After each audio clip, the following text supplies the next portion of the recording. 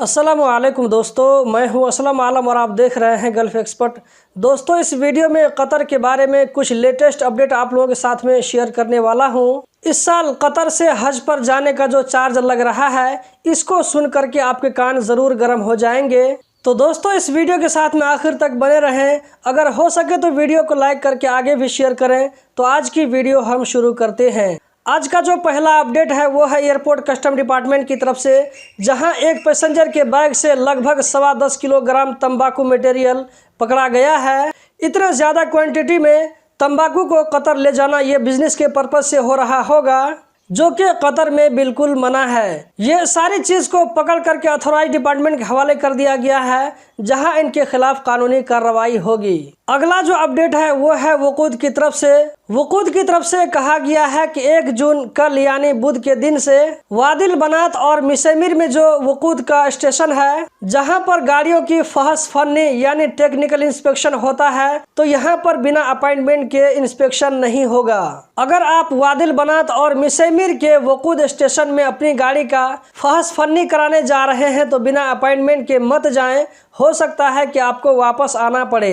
वकूद का जो ऐप है, इसके ज़रिए अपॉइंटमेंट ले सकते हैं। अपॉइंटमेंट लेकर के जाने से आपका टाइम भी बचता है। दोस्तों, अभी कतर में गर्मी बढ़ने जा रही है। अभी का जो वहाँ पर टेम्परेचर बताया जा रहा है वो है 32 से लेकर के 42 के दरमियान है। ऐसे में मेट्रोलॉजिकल डिपार्टमेंट यानी मौसम विभाग की तरफ से कहा गया है कि बच्चों को गाड़ी में अकेला न छोड़ा जाए।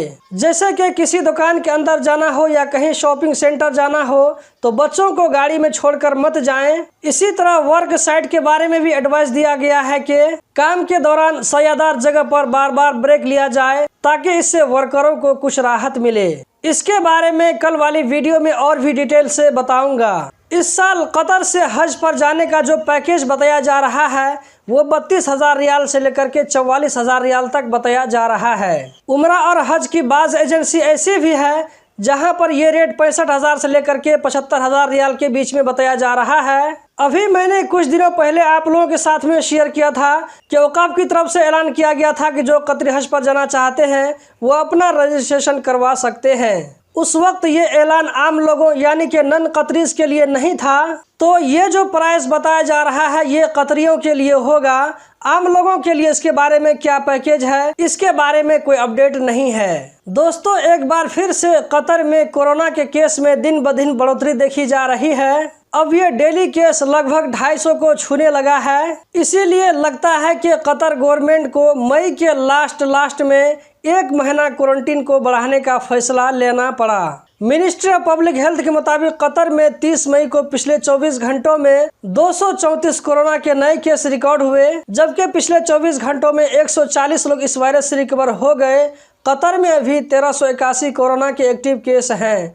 तो दोस्तों, यही थी आज की वीडियो। उम्मीद करता हूँ ज़रूर पसंद आई होगी।